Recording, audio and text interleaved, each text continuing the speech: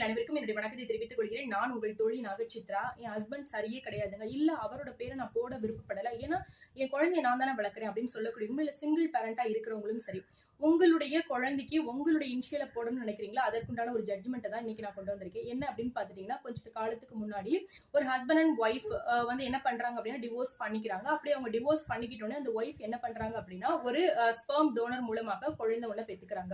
அப்படி அவங்களுடைய டெலிவரி டைம்ல அவங்க கூட வந்து இருக்கக்கூடிய ஒரு ஆண் நபரை வந்து அவங்களுடைய ஹஸ்பண்ட் அப்படின்னு நினைச்சிட்டு தவறுதலாக அந்த ஹாஸ்பிட்டல்ல வந்து அவங்களுடைய பேரை வந்து ஹஸ்பண்ட் அப்படின்னு சொல்லிட்டு அந்த குழந்தையினுடைய தகப்பனார் அப்படின்ற மாதிரி இனிஷியல் போட்டு கொடுத்துறாங்க.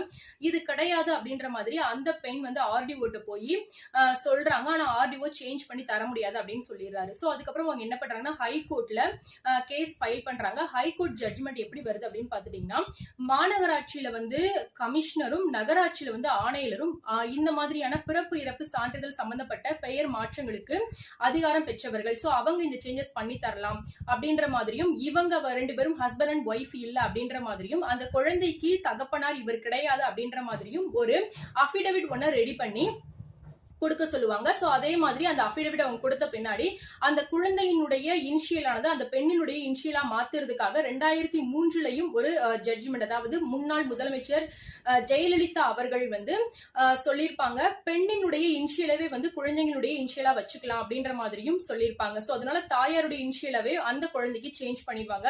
அதே போல நான் வந்து என்னுடைய இனிஷியலை மாத்தணும் அப்படின்னு சொல்லிட்டு ரொம்ப ஃபீல் பண்ணிட்டு இருக்க உங்க ஃப்ரெண்டுக்கு அதற்குண்டான வழிவகைகள் சட்டத்துல உண்டு அப்படின்ற விஷயத்தை ஷேர் பண்ண மறக்காதீங்க. இந்த வீடியோ உங்களுக்கு பிடிச்சிருந்ததுன்னா லைக் பண்ணுங்க, சேனலை மறக்காம சப்ஸ்கிரைப் பண்ணுங்க. இதை போல இன்னும் என்ன மாதிரியான இன்ஃபர்மேஷன் உங்களுக்கு வேணும்ன்றதையும் கமெண்ட்ல சொல்ல மறக்காதீங்க.